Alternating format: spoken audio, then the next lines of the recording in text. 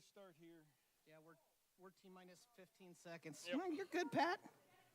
Don't worry about it.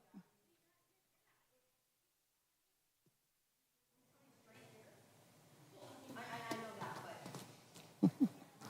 but...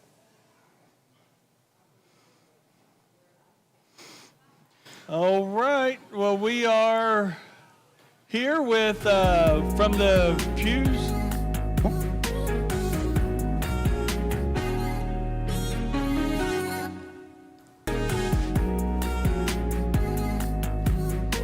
All right. Well, welcome everybody. We're here for our next edition from the people to the pulpit, where we're taking questions, interacting with you and your responses for the sermon. And so since we're not having a lot of responses, we come up here, and it's my turn now to ask questions of the preacher. Usually it's flipped. We're in the same seats, but it's usually it's usually flipped, and yeah. I get to ambush you with questions, and I'm afraid of what's going to happen. Payback, right? Well, I love what you said about forgiveness, and I really, I have this want to write people off, and I really like what you talked about that. Forgiveness isn't like that, even though we have a desire to write people off, especially those who have hurt us. Can you talk a little bit more, like, why is that important to not write somebody off entirely? Well, what happens when we do that? I think that when we do that, we wind up undervaluing the image of God that we're all made in.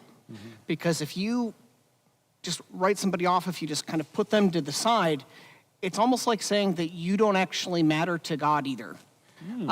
So as we are supposed to be the representatives of Christ here on earth, we're supposed to be acting as people of love and love as Christ would love. Well, if I'm not treating somebody with love, and if I'm purposefully pushing them off to the side, I'm not validating that image of God that everybody's made in.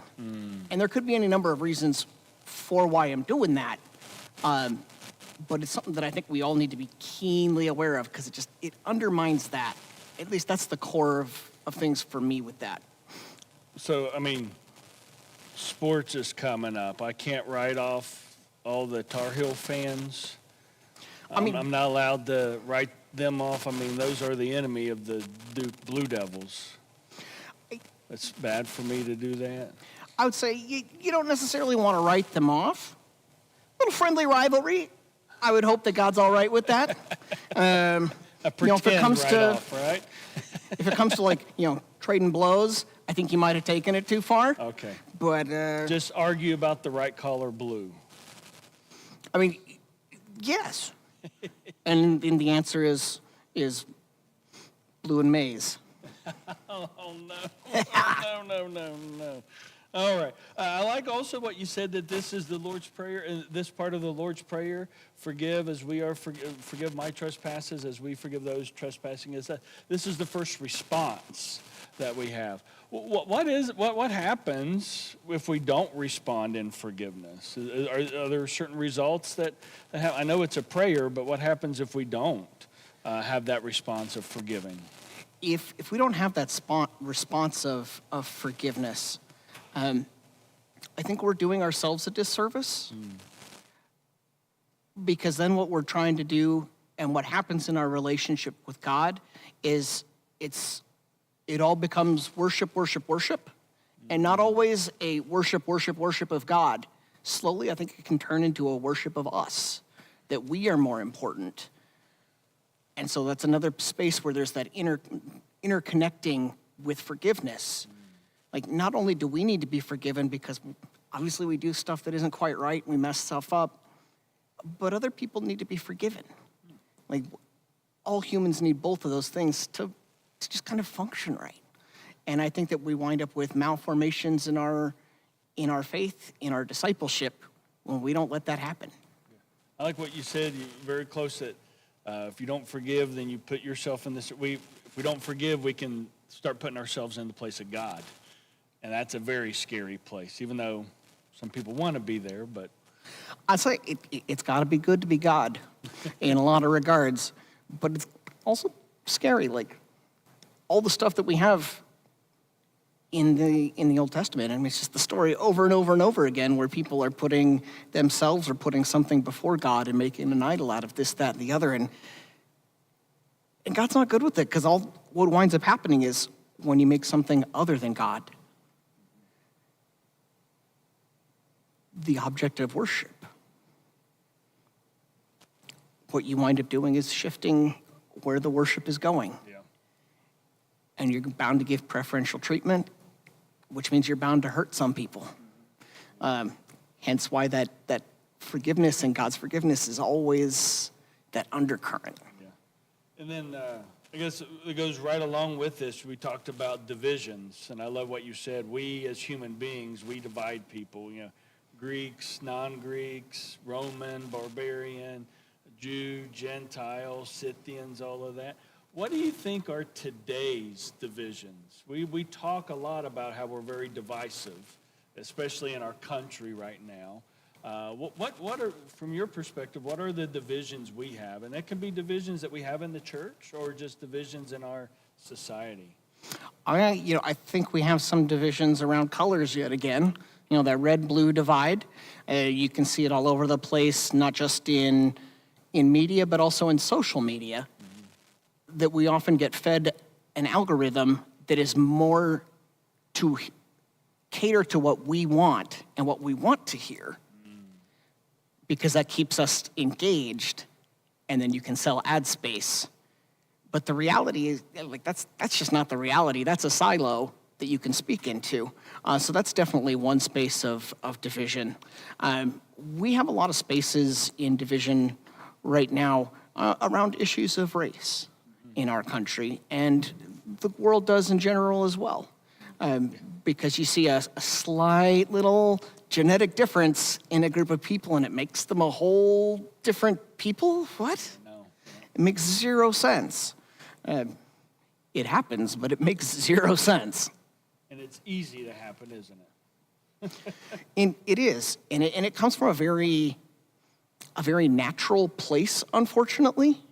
At least I think it does. I think it comes from a place where if there's a scarce amount of resources, and what your group is trying to do is continuing on your genes, well, yeah, somebody who has a difference is going to be a threat. It's going to be someone that's potentially scary. And other groups of human beings are going to be the first scary thing that you're going to do. That's why, we've had that conversation going back to social media online, that like bear or man question that so many, several months back. It's that same thing. Like, where's the fear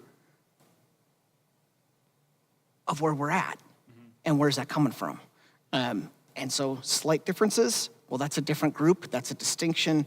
We got to secure our resources. I think comes from a very natural place. And I think that what God allows us to do is to overcome those things, that we can celebrate them, absolutely, and celebrate our uniqueness, but we can also overcome because what we have together is so much more than what we have that's apart. There's a genius here in the Lord's Prayer, isn't it? Kind of addressing all of these things, and that forgiveness and that others and all of that. Yeah.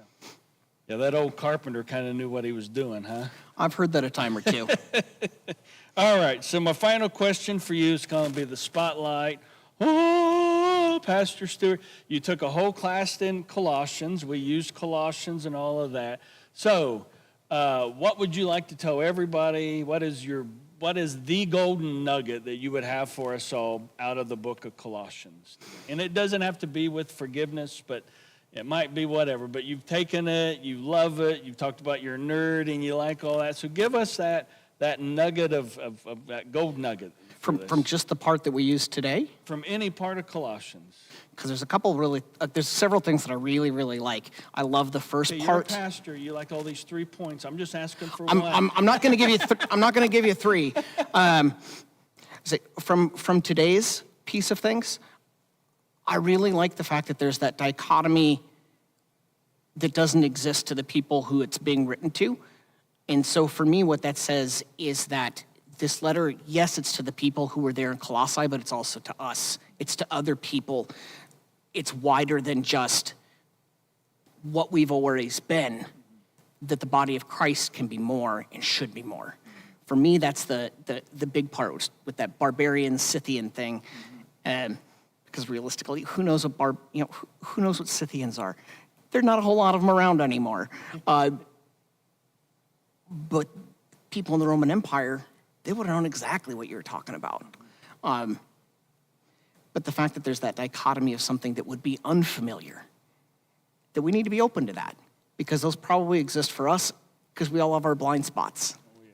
And so for me, that's the biggest takeaway, is where are the dichotomies that I'm drawing in my life that I don't even realize that I'm drawing, because those are bound to exist. That's good. Anything else? Go blue. The right blue. All right. Well, thank you everybody for tuning in, and be sure to send us your questions. We really want to hear from you, the questions that you have. So please be sharing that with us, and we will try to address that as best as we can. But until then, we hope you have a blessed, wonderful day, Lord's Day, and have a holy week. We'll talk to you next week. Bye. Bye, everybody.